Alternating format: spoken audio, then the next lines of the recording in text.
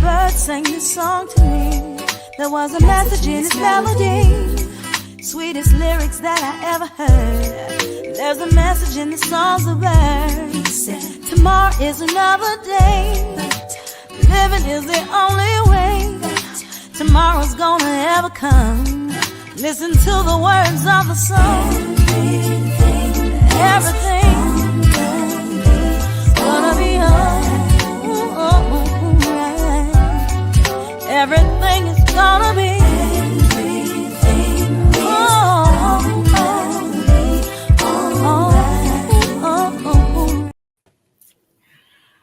Greetings and welcome to A Sip of Inspiration podcast. I am Stephanie Wilson-Coleman, known as the Empowerment Doctor, and I want to thank all of you for listening to us now. If you're actually listening to us live, but I'm going to thank you if you're listening to it later on too on some of the other platforms, because anytime you listen.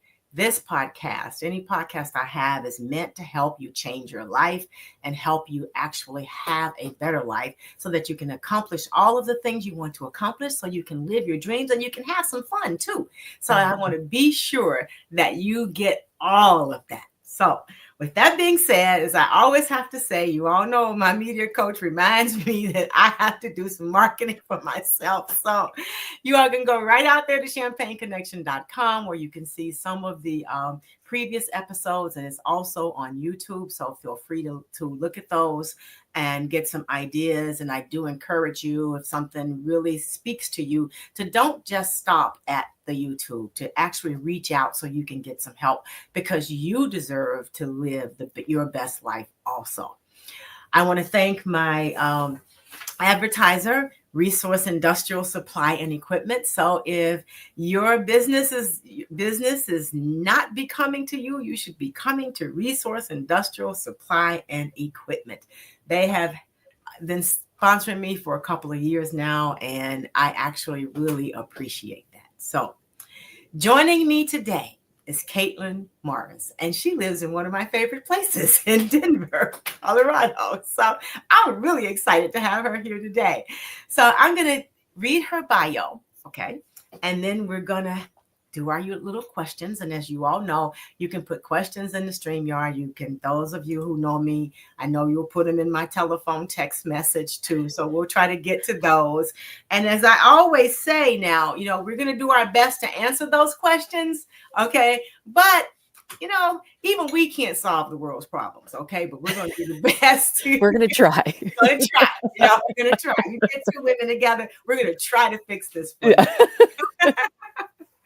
So Caitlin Morris is an overcoming overwhelmed coach and mother of 3. I love that title. I think that is just incredibly, because I know when I said that, I'm sure everyone listening it says, oh yeah, I've been overwhelmed.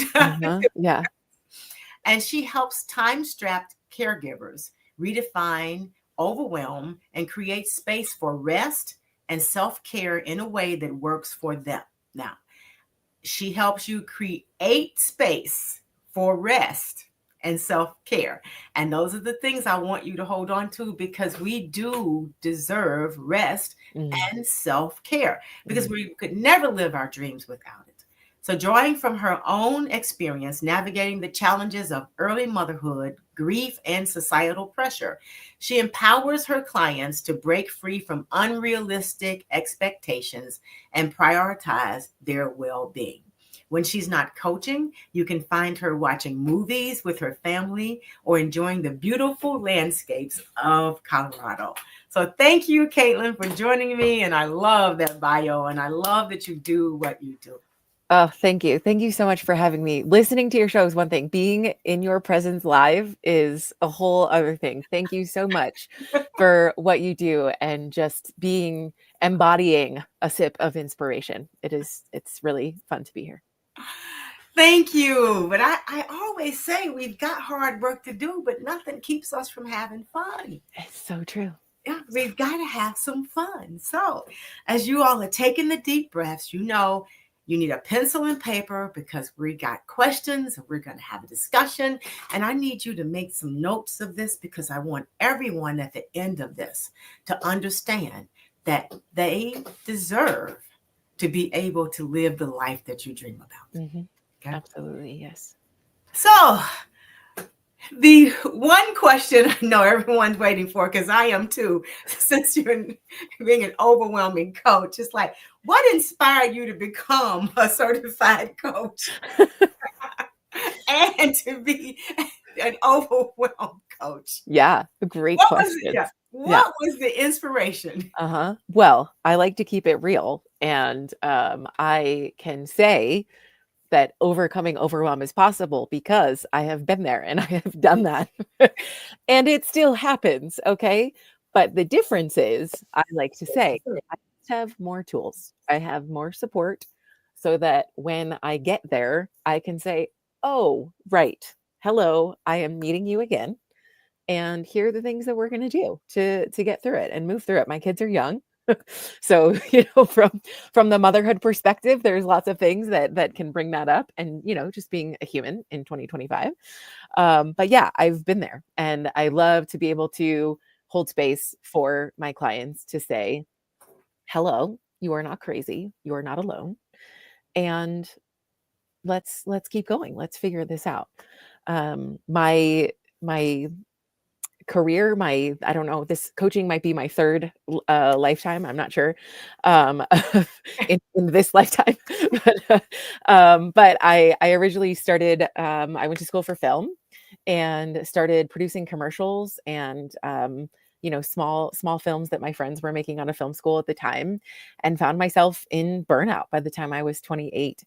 And evolved in that next kind of career phase transition into fitness, and found fitness. And it was the first time that it was an empowering environment to be in fitness. I think there's a lot, especially for women, that is not that. And it was other women supporting women too. And that was also fresh. So long story short, third evolution in coaching, I found coaching. I had a friend say, I think you'd be a really good coach. And I started looking at it more. And it is a really beautiful combination for me to put together that creativity that I love from film and commercials and advertising, with the empowerment and, seeing something for somebody that maybe they can't see yet, but knowing that it's there, and really getting to partner with them and support them. And I love, in particular, my jam is working with parents. And the piece of that story for me is, becoming a mom without friends and family that were able to support us. We moved to Colorado and didn't have anybody else out here. And so my husband and I were ships in the night, passing, like high-fiving each other as I was working from home and he was coming home from work, and then I would go into the office, and it was this whole thing. And I was drowning. I felt like I was drowning. I didn't know what to do. I didn't know how to take care of myself. I just remember at one point, actually, my oldest was 1.5. And I walked to the top of the stairs and I was out of breath. And I thought, is this it? Or is this where we're going? This is how it's going to be and feel forever? Because I am way too young for this. So I took a long journey to get there. But as I have gathered those tools and chosen me and self-compassion and leveraged my own coach, I get to be here now. So what has been the most rewarding part of your journey in helping people transform their lives? The most rewarding part, only one. Oh no, you can have, you're allowed to have more. Okay. Right. Just kidding. I think the first thing that comes to mind for me is when someone says, I did it. I didn't think that I could, do this thing.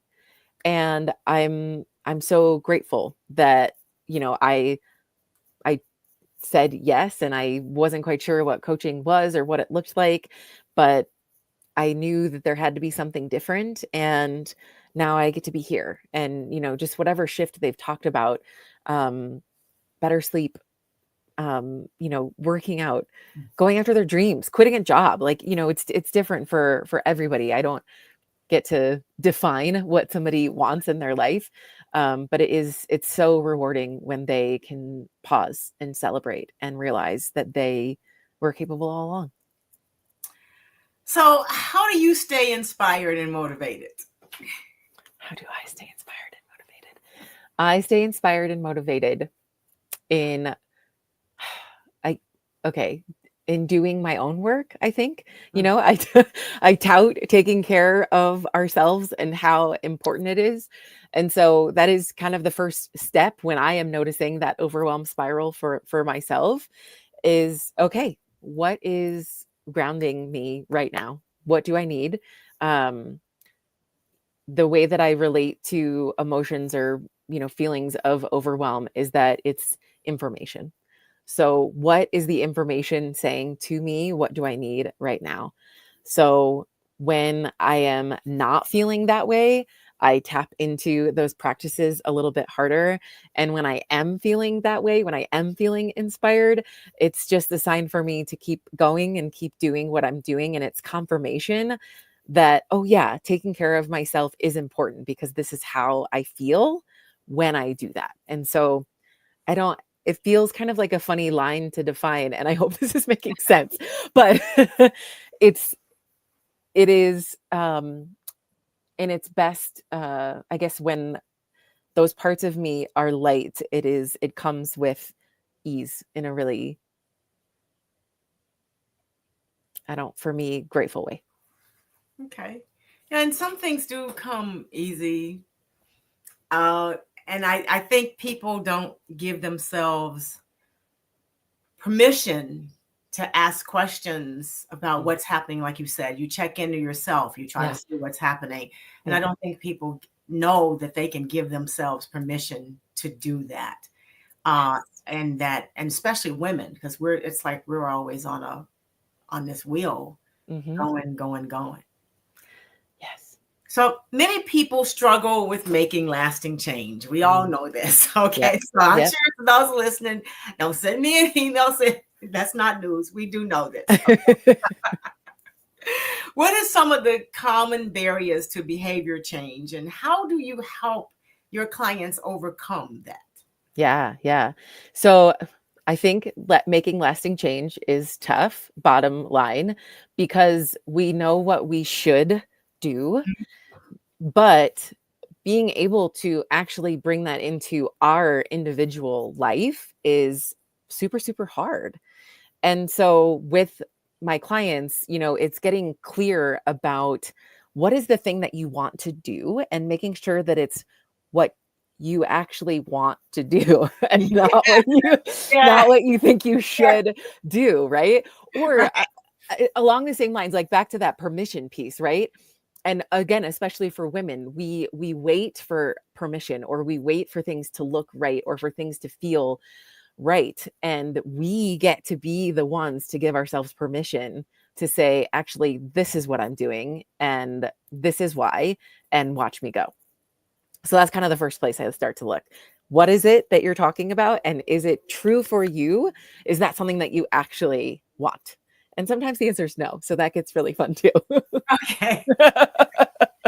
Well, yes, because as women, it seems like all our life people have been telling us what we should want to do. Yes, and absolutely. And I'm sure that that's got to be one of the themes that's going through your client's mind as well. I was always told by my parents to do this, and by my siblings to do this, and my significant other to do this. So how do I choose? So I can imagine that is really a tough one for people. Oh, yes. And, like we were talking about before we came on today, that the idea of, actually, I just totally lost my train of thought. Whatever I was about to say totally dropped out of my brain. Well, that's okay, because it's going to come running back. And then you will say, oh, wait a minute, now I remember. That's how it works. It will. It's when you don't chase it that it comes back. Right. Yeah. You don't chase it, it comes back. And the other thing that I think, and sometimes I think we have those moments because we need to remember that we are just not perfect. We're figuring it out every day, every step we take, and we have to give ourselves some grace. So, yes. So can you share a success story where someone shifted their mindset and they had a major transformation? Ooh, All yes. names will Yes. Yeah. No names. I'm trying to no think names. of shifting the mindset. I'm trying to think of just one. Oh, you can just talk to all of them that you would. Yeah. What do you think? Is there anything you can think of, a story in particular, like a theme that might be most helpful for your community? Well, some people actually, one thing that they have to come, I think when I work with people, one of the things that I hear most is when they were growing up, they got a list of things that they needed to do and needed to accomplish, right? Yeah. Yeah. Now, nobody asked them if they really liked to do that, or if that was Hmm. on, or if that was something that they actually thought was fun to Yeah. do. But Yeah. then they seem to stick with those things. And then I find that, and when the more they stick with it, the less happiness that they have and joy that Yes. they have in their life. Yeah. So how do you let people know that they are the ones that give themselves the permission Mm. to make the major shifts and the major transformations? That's not anybody else around you. That's not anybody down the street. It's not a family member. It's you. So how do you get people to know that, and Hmm. and then to believe it, and to Yeah. do it? Yes. Yeah. Well, you talked about grace earlier, and that's a really big piece of the puzzle, is the self-compassion that we can give ourselves to realize that without all of the things that we cross off of a list, or how many things we do for other people, that we are inherently valuable and worthy as we are, especially in our culture. Toxic productivity to me will be the death of us, especially women. We think that we are only providing value if we're giving to everyone else before ourselves. If we can cross, a dozen things off of our list at work, and that has a time and place. I'm not here to judge that. Don't get me wrong. But then we get into that loop of, I am only providing value if I am doing things. And that's when we don't rest. That's when we don't prioritize ourselves. And so shifting the worth and the value, I am inherently valuable and worthy just by being me, especially when I'm resting, then it makes it easier to start taking those little baby steps for ourselves. And some of the shifts I like to offer my clients on the other side of that is, okay, I hear what you're saying. Things are really hard, and you have been, seeking externally for all of these things. You're not happy. What if we just try something else? If we can bring a little bit more of an experimentation lens to it, like, well, if this isn't going the way that you thought or hoped, then what do you have to lose by just looking somewhere else and looking in a different place? And we all know this, but really embodying it is different, which is to say, you can't pour from an empty cup. And if I've had clients where the health issues that they're experiencing are very severe, and the conversation gets into, if you're not here, you can't be a good mom. So what is it? You can't be a mom, period. So there has to, again, be a shift somewhere, and let's explore where that can be for you to start prioritizing yourself, because it's not just a workout you're missing out on at this point. It's something bigger. And again, that comes back to this, the self-compassion and the worth too. So when you're having these conversations, and I know that at the time, people are really committed and they're going to do all these things. So how do you help them break those steps down Yeah. to small pieces Hmm. so they can actually accomplish something? Yeah. Yeah. So I developed this paradigm for change called Rerooted, and I use research to back it up, and we can talk more about that too. But essentially the idea is allowing cycles, allowing phases, and knowing, where we're at in this thing that we're trying to change in our life, because depending on the stage that we're in, we need different tools, we need different support. And The place that I start every single time is, okay, what is the next one thing that you want to focus on? What is one thing that feels easy, that feels doable? And it's doing that over and over and over again. And this is what I was going to say earlier that we were talking about before we went live, which is the idea that takes time, right? So just to normalize everything that we're talking about right now takes time. It takes days, months, weeks, depending on what it is that we're wanting to do here. Years sometimes. My self-compassion journey for myself is years in the making. Since you said nobody's perfect, like we're all just doing the best we can. But yeah, just giving ourselves that permission to start slow, but to stay slow, because it's in that way that we can keep it sustainable, which is super important in all of this. And then we also, in that process, when we keep it short and easy and, one step at a time, that's when we build self-efficacy. That's when we build confidence of, oh, I can do this thing and here's proof. And now it's a lot easier to go out and do it again and get more proof. I remember just thinking back, I said, so when I learned the lesson to just sort of take your time, and you have all these to-do lists with these things to do, right? And you really think like, oh my God. But I was actually surprised that once you get started and you do one, yeah, it's amazing how quickly you get through the list and it becomes fun. Yes. So how do you help your clients understand that this is going to be fun at some point? Well, I love that question. What I try to do wherever it's possible, I'm not saying it's possible every time, is to make it fun along the way, because I think also from our culture, kind of the pull yourself up by your bootstrap sort of mentality, it's the idea is, oh, I tried this thing. I can't figure it out. I must be a failure. Like, it's not that at all. It is trying, it's trying again, and, giving ourselves the permission to do that.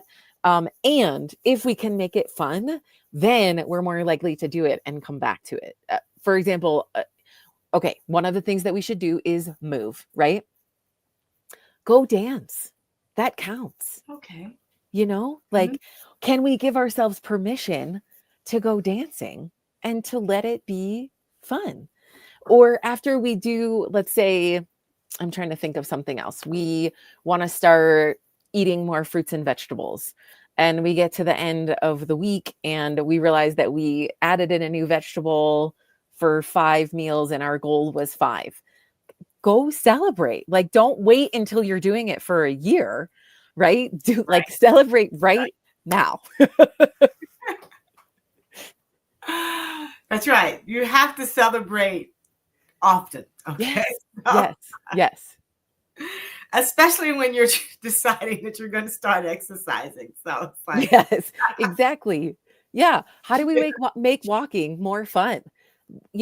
Put on music, watch a TV show. I had a client once who looked at me when I said something like that. And he goes, so if I'm watching Law and Order while I'm on my treadmill, that counts. And I was like, yes.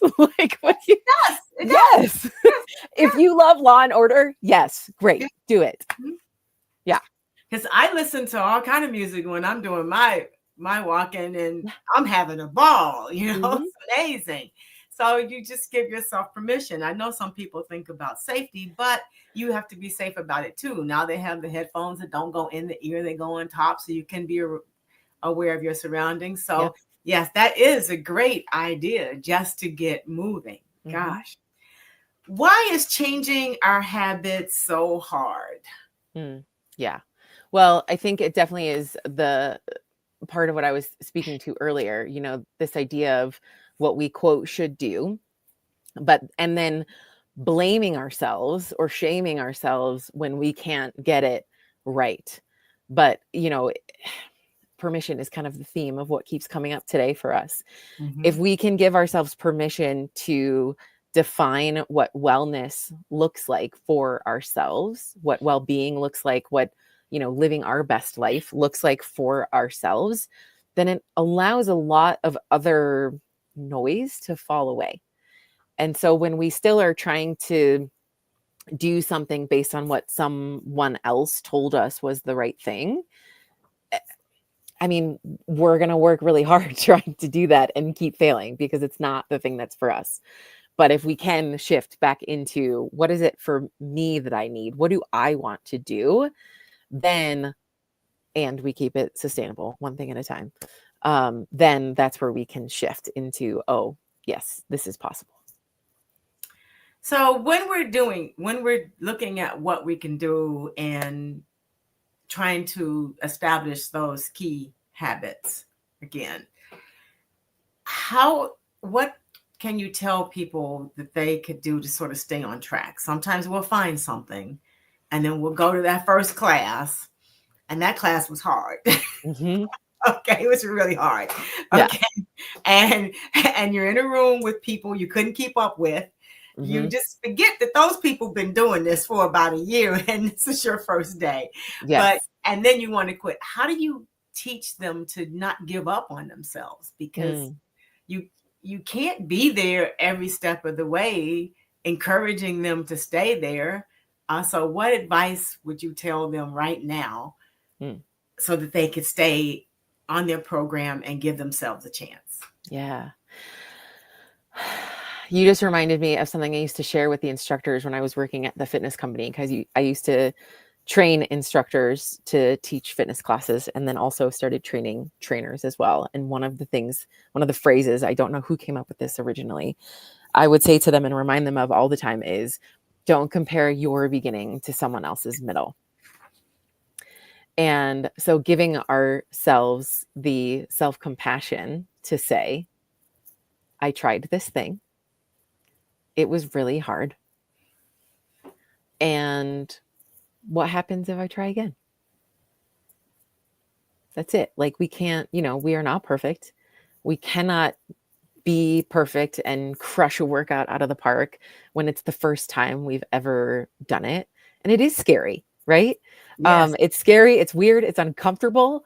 But what does it look like to try again? And if you had a terrible experience, don't go back to that. Don't do it again.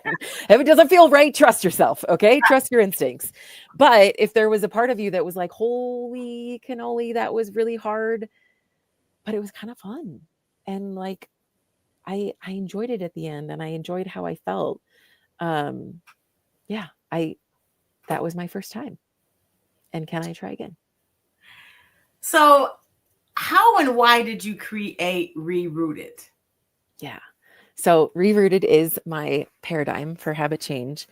And it came about after working with my clients on habit change. My training as a coach, I'm trained. I have two different certifications. One is life and leadership, and the other one is functional health. And so I like to think that I kind of have a nice little mixture of all of those different pieces in the middle, and really tapping into the power of nature, the power of our cycles, the power of being feminine in a female body. We have a monthly cycle. The moon has a monthly cycle. The seasons we experience, in a year, and they're constantly renewing, constantly evolving and changing. And so what if we can tap into that?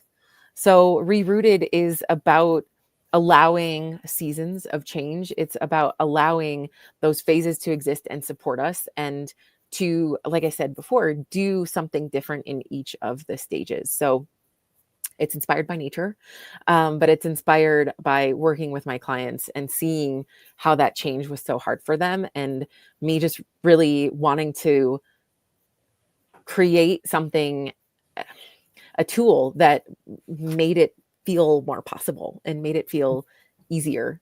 And those are all the same words that we're talking about over and over again. If we can keep it simple, it doesn't have to be complicated and hard. So does this allow them to take notes or keep some kind of chart about their progress so that they can see it themselves? Yeah, absolutely. So if anyone listening wants a little bit more support here, if you want to head to coachingwithcaitlin.com/rerooted, and that's Caitlin, Caitlin, and rerooted is REROOTED. I can spell that right. There's a little worksheet that you can download. But just as a high level, it starts in rest, which is like winter, which we're just getting out of slowly, not necessarily for you in Chicago just yet. But it's rest. It is darkness. It is being cozy. That's when we're reflecting and going into coaching sessions to check in with, hey, what do I want and what do I need and why? And, why does this feel good to me? The next phase is reset, checking and making sure that our surroundings are supporting us. The people that we, want to be around, they're also cheering for us, are here. It's the springtime when flowers are blooming and we're really excited about this change in this thing that we're going to try for ourselves. The next phase is summer. Well, it's called connect, based on summer, which is when, everybody's out. The sun is out for so long and we have the energy. We are reaching out and we're being with other people. We are asking for help in the connect phase and using that energy to bring people into this with us, for women, for caregivers, for mothers. We can't make change in a vacuum because what we do impacts so many other people. So that connection to our community, to our family, whatever that looks like for each person, is super important and something that is also hard. But a part of it, we can't do it alone. And so who do we need? What do we need in order to support us? And then the last phase is act. So 3 of the 4 phases here are not actually doing the thing. They're just preparing and getting us ready. So act is the like fall, releasing things that are not serving us so that we can actually go for it and do it. And once we do the thing, we move back into rest in different ways. If somebody's working out successfully 1 day a week, well, if their goal is 5, I will support them in starting with 1. And then they're successfully working out 1 day a week, right? They're coming back down from act into rest because, okay, now I'm ready to work out 2 times a week. Like, where do I think I can fit this in? What do I want it to look like? Right? Getting quiet again. And so just continuing to keep going, keep flowing. So when they're in the period of trying to get started and some people don't have good support systems, because generally our friends do the same things we do. So generally, yes. So how do you get them to look at making that change? Because they already have a support group that's need to make a change too. Yeah. That's a great question. My curiosity would be, how are they supporting you? And how, if there is a shift that you need to make that is not reflected in your immediate support structures, where else could it be? Getting really clear about what kind of support you need and then doing what you can to get creative, to reach out, especially in our digital world. There are lots of things that are not so great about the digital world, but the digital world allows us to connect to other people and other communities. So is it possible to, find a different group or a different person who is going through the same thing as you, maybe a different family member that lives across the country, but you want to start having weekly 30-minute calls together to check in and see how each of you are doing. So it's okay. Yes, you want to make this change. You want to do this thing. Your environment does not support you. Where do we start? What is the first kind of thing that you want to look at? Knowing that it, again, might take some time, right? If we're talking about someone who wants to work out but is a single mom and doesn't have any childcare, we can't, we're not going to start with 5 workouts a week out, in a gym. So how do we make it fun? And, what does it look like to work with you right now and where you're at to eventually shift and grow? And depending upon where you are, some of the gyms do have daycare centers for children. It's true. Yeah. So that doesn't have to be a deal breaker. It's true. It's true. Sometimes we just have to ask the questions. Ask the question. Yes. Yes. The worst that somebody can say is no. That's true. That's the worst they can say is no. And I was always taught no never will kill you. So just ask the question. Mm-hmm. So what's a part of a habit change that that you don't think is talked about enough? I love that question. I didn't want to forget to answer it, to ask it. So that's why I had to read it off my phone. So what part of habit change that you don't think is talked about enough? Well, I've already mentioned it a few times today, but it's self-compassion. And I think that is severely underrated, because if we aren't valuing ourselves, then we keep putting ourselves at the bottom. And so, in Rerooted for me and supporting my clients in those phases and going through those different changes, one of those cycles and things that we talk about is self-compassion and developing that. It's not simply just do the thing. Because if it were just do the thing, then we would all just do it. That's true. Yeah. So that idea of trying again, of, knowing that we're not going to get it perfect and right the first time, and allowing the experimentation is a lot easier. And I think they're really important pieces of habit change. Yeah. And I like your idea of taking small steps. Yeah. Some years ago, I needed to get active.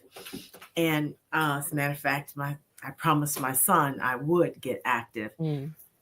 And just trying to figure out what to do. And then I remember saying, you're making this far too hard. So I says, we're just going to walk, right? Okay. Yes. We're going to walk. So one thing. Yeah, one thing, right? One thing. Yeah. Walk. And then I started walking, and then I says, okay, well, I'm just going to start with a mile. Yes. And I did. And now I am 5 miles a day, every day. I don't care what the weather looks like. You can't keep me out of it. So, and I do it outside. And I remember that first mile, it was like, oh God. Then I finally says, girl, shut up and get it done. It's just a mile. Just do it. Yeah. Listen to you, right? So I did that, and it wasn't as bad as I thought. Yeah. So are you finding that your clients are finding out that once they just take a step, yes, it's not as hard as we think it is? Yes. And that's where some of the overwhelm can come in too, right? I want to walk, but there could be 100 questions that come from that. When do I do it? How long do I do it? Do I go, how far do I go? Whatever, all of these different things. And when we get stuck there in the overwhelm, we are stuck in inaction, and that's not fun. So when we can just try, when we can do one thing and then try again doing one thing the next day, again, that's when we can look back and go, oh yeah, I can do this. I can do that. What's next? Yes. And the what next does come really fast once you get started, because when you start, it just seems like it's just so much fun. It's like you did it. Yes. You're like overcame it. You did something for yourself. Yeah. And that feeling is just amazing. Mm-hmm. So, yeah. I mean, nobody knows how sweet it is until you do it for yourself. And then you want more. Yeah. So when you get clients who really do want to do more, because people really do want to do more, okay, but have a whole list of reasons why they can't do them, how do you help them go through those reasons and find out that they really can do this? Well, I ask questions to pressure test the excuses. I don't want to use excuses in a negative way, because I understand, like, they feel real. This is why I can't work out, because of these 10 things. And I am not here to say that those things are not real and they're not in the way, but let's just ask some questions, right? One of the things that I get a lot from my clients is, I don't have time. Oh, yeah, that was mine. Yeah. Yeah. I know real. that. It's so true. I get it. There's no judgment here. But, then for a lot of people, okay, let's talk about what your day looks like, right? Well, it turns out that they are spending 2 hours a day on Instagram and YouTube and watching Netflix. And again, I'm not here to judge, but then we get to ask the question, okay, you don't have time, but is being on Instagram and watching YouTube and TV for 2 hours every day in alignment with who you are and who you want to be and how you want to be showing up? The answer is no. And so then it's not about taking that away completely, right? I'm not here to deprive anyone of Instagram if they love the photos that they get of the wildlife. I don't care. But okay, how about we take that down to an hour and a half, set a timer on the phone, and with those 30 minutes, what would you like to do instead? And so just asking questions, again, poking holes, just getting curious. Is this an actual thing? Is it a real roadblock, or is it more like a horse on a track that you can kick over?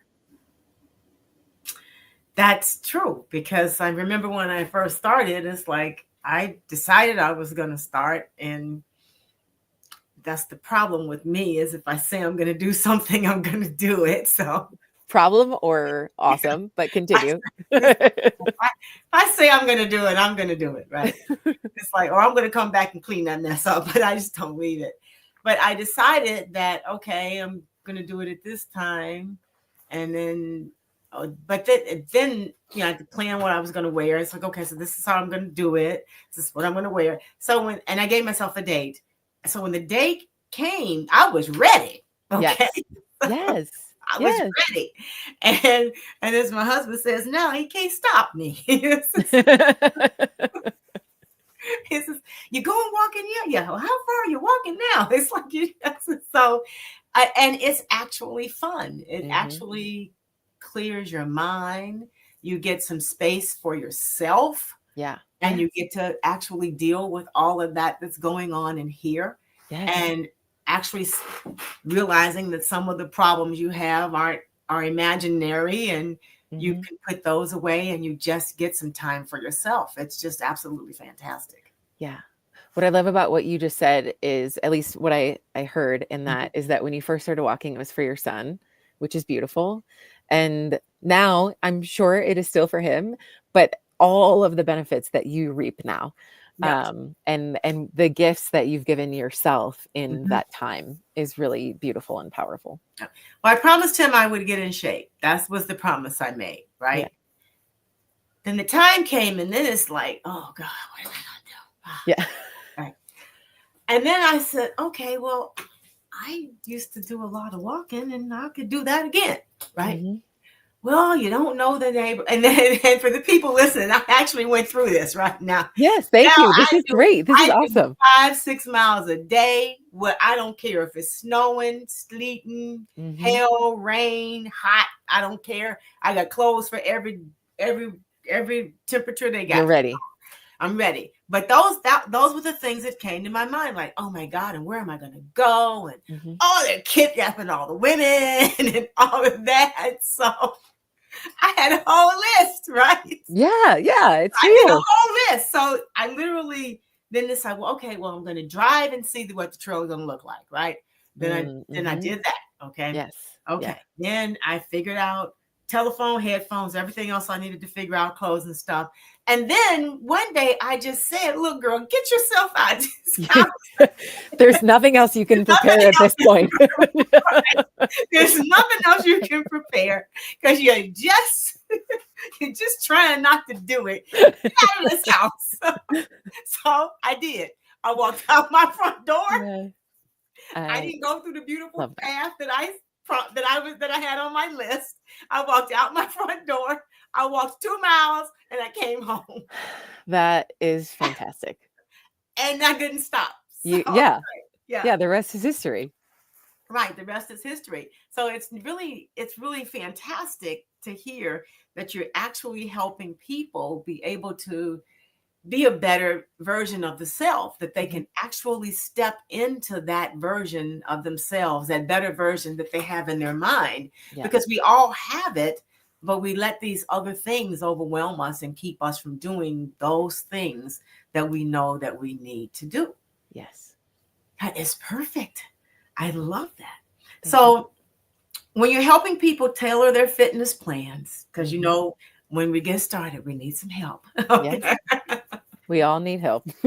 Yeah, right. Do you find that some people actually go overboard and do too much? That has definitely happened before. And that, to me, usually is just a sign that it's not sustainable. And the excitement is great, but if we can't keep doing that thing, then again, it's a little bit of a pause, right? We shift into rest. Okay, we went way too far. This thing didn't work out in this way.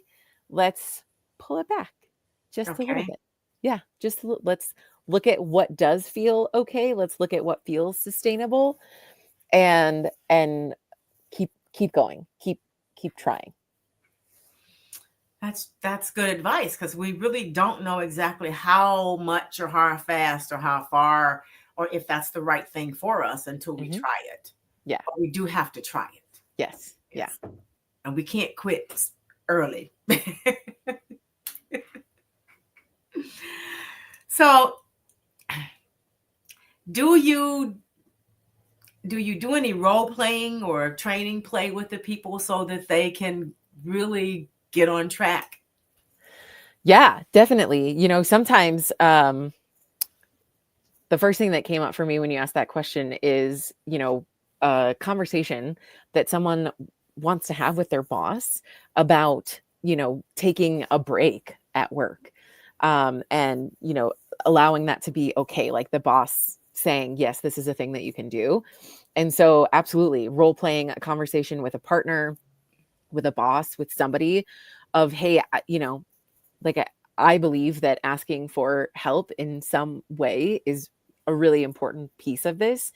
And so let's practice what it looks like to have this conversation, to talk about this thing that you want to do, and, share with them, like partner with them. Hey, this is the thing I see for myself. And this is why, and can you support me in that? Can we have a conversation about it? Role playing and practicing is big. Yeah. Yeah, that is actually fantastic to help people do when they, especially in the workplace, because I think sometimes people, especially women, don't believe that they have the courage or the ability to be able to have those conversations. Yeah. When just a little role playing, you'd be surprised how much that helps. So that's fantastic. Yeah. And I imagine it does help too in fitness. Too. Yeah. Yeah. One of the things that I am remembering from being a fitness instructor when I first started shifting into that world and training to be an instructor, things sound and feel really good in your head. And then you actually try to say them. And it's like, wait a second, what? Like, I thought that was going to be a lot easier than it actually was. And so sometimes just saying something and getting it out, as opposed to ruminating on it in our brains, can be really important, really helpful. That's a good idea. And if you're not available, do you encourage them to just have the conversation with themselves in a mirror, maybe? Or yes, yeah, absolutely. You can use the video on your phone if that's available to you to record yourself saying it. You could call a friend, And also as a part of my private coaching, my clients have Voxer or Marco Polo support to me as well in between, coaching conversations. So if they have this quick one-off, hey, can you run this through with me really quickly? Then it's asynchronous. So it's not the same, but still is, the ability to bounce a few things back. That's fantastic. Because I was just sitting here thinking, I says, oh gosh, I know sometimes you call a friend and says, can we talk about this? And they don't have a clue. And it's like, oh my God, what am I going to say? Well, and that's when getting clear about what we're wanting out of the conversation can be really important too. So if it is, hey, best friend, I just need to say this thing once. I don't need your feedback. I don't need, I don't need you to fix it. I promise. Like, I just need to say this, and I need you to acknowledge me as a human. Like that's okay too. So when you're working with people, how does self-sabotage show up? Because I know we do a lot of that, but sometimes we don't recognize. Yeah. We don't recognize it. Yeah. Self-sabotage is totally normal. Okay. It shows up in a lot of different ways.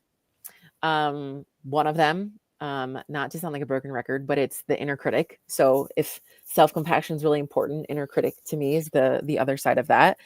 It's you're not enough. You can't rest. You're lazy. And a lot of those stories are not ours. They're passed down. They're a part of, old structures and cultures that aren't serving us. And I think we're seeing a shift in slowly. And so the ability to recognize, oh, this is a thought in my head of I messed this up, or that was wrong or bad or stupid, or that fitness class was too hard. You should never go back there. The ability to check in with ourselves. So again, space, however we can create that for ourselves, whether that be in a coaching session with a friend, walking 5 miles a day by ourselves, whatever that looks like, to check in. Is this true? Do I believe this to be true? One of the things I was taught in one of my coach trainings was, can you hold it in your hands like a bowl of soup? Okay. And if you can hold it in your hands, then okay, it is real.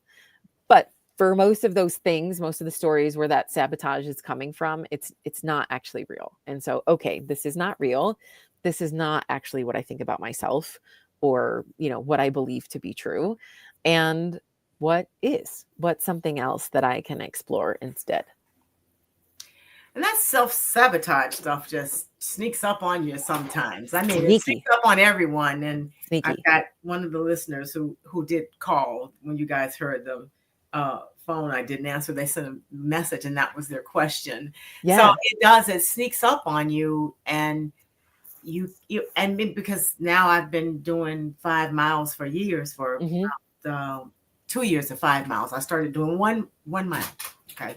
Yeah. But still, there are days when it's like, and I mean, I've done them in below zero weather. I've got the clothes for it. But there have been days when I say, oh my God, I can't do it. Yeah. And then I have to say, Stephanie, girl, please get some clothes and get out of here. Right. Yeah. So it happens to everybody. Yes.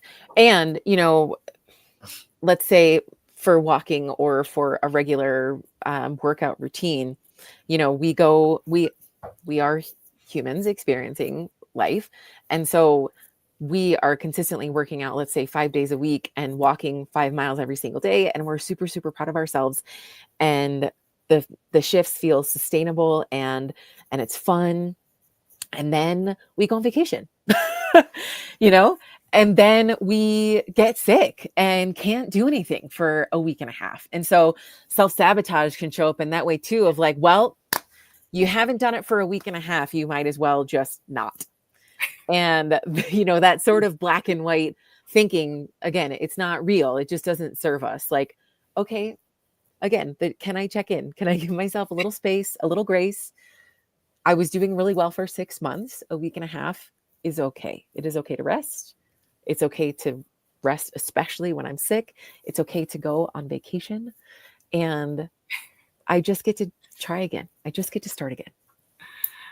Okay, and since my husband does not need to listen to this, because when we go on vacation, I'm getting 5 miles somewhere. That's why I said, where am I getting these 5 miles? They got to be done, right?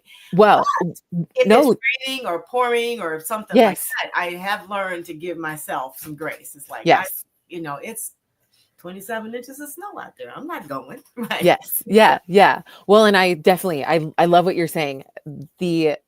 The way that the 5 miles has become a part of what you do and how you care Right, for yourself, right. then, that's a different level that no matter where you are, if you're traveling, if you're going on vacation, it happens, right? Here's a thing for myself I'm working on. I want to work out when I travel, because when I don't work out, I don't like how I feel, right? Right. My coach is ready to go. She makes sure that the hotel she stays at or the friend's house that she's staying at has workout equipment and is like ready for her. And it's like breathing to her. And one day I'll be there. Uh, so don't compare your beginning to someone else's middle, but yeah, just owning the fact that you love walks and what it does for you. I love it. Yes, and when people who are listening, remember, just find something that you like to do. Okay, Yes. that's the key now, That's it. because there's That's some the stuff out there people would try to get you to do and you don't like it. Just yes. right, just do what you like. Is what Caitlin is giving us permission to Yes. do what we like to do. But we have to do something, because we've got to stay in shape. We've got to be prepared mentally. We've got to be prepared physically, because we take care of other people too. And other people are looking at, I don't think we remember that sometimes, though, that our kids are looking at us, how we take care of ourselves, and that's how they're going to take care of themselves. Yes, it's so true. And that is a shift that's powerful for a lot of my clients. It is hard to put ourselves first, to go for a workout and to leave the kids, with the partner or whatever. But think about the other side, which is how you are showing them that it is important. Like you are modeling to your kid, I'm important. I care about myself. And here's how I show that I care about myself. And then they get to do that too. My parents did the best that they could. They did not show me these things. So, it's possible. But it's been a tougher journey, a little bit more uphill. But I'm grateful that I have a different experience that I can show and pass on to my kids. You got to trick your parents. I tricked my mother, so you can do it. You have to trick them, right? I need some hot tips on that. It's like, oh, Mom, I really got something I need to share with you, okay? So let's go on a little walk so no one can hear me, right? You have to make it juicy. Brilliant. So we have actually come to the end of the show. So I want you to tell people again, how do they get in touch with you? Because this has been exciting, and I need you guys to do this. I'm serious. This will not only fuel your body, but your mind, your soul, everything, so that your whole life will be just better. And when you're in a better space, people who are looking at you will also mimic you and be in a better space too. So how do they reach you so that they can work with you? Yeah. You just reminded me, there's a book that I really love called The Big Leap by Gay Hendricks. And he has this sort of mantra that he offers, which is, I expand in abundance, love, and success every day. And I inspire those around me to do the same. So I just want to normalize for anybody that is listening, if you do feel alone in your change, first of all, you're not alone. You have me and Dr. Stephanie here. But it feels that way. It can feel isolating that's another piece of self-sabotage, right? To feel so alone and to feel isolated. So sometimes it's really hard to get started, but think about that impact that you can and will have on other people in your life. So how can they reach you? Yes, I would love to connect. Coachingwithcaitlin.com. My handle on Instagram is @_with Caitlin. Again, that's CAIT. You can book a free call on my website. I call it a possibility call, just to see if coaching and or me is the right thing for you right now. And I would love to hear from you. You can join my email list. And yeah, please reach out. We are not alone. That's right. You're not alone. And this is something that we really need to do. So I want to thank you for being here with me today as my Thank you guest. so much. It was fantastic. I had a great time. I had so much fun. I can't believe it's been an hour. So I appreciate you so much.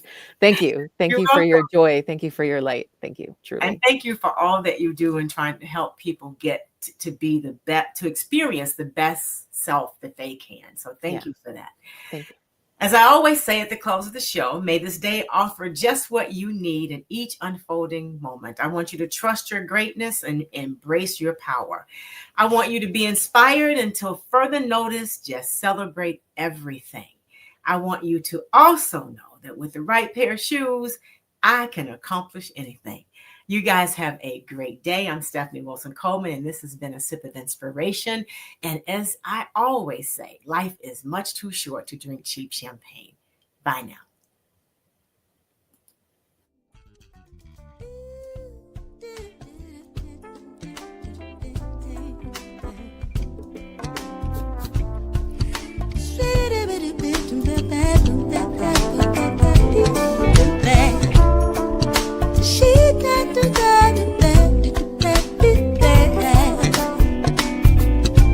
Life's too short to drink cheap champagne, so I decided to buy me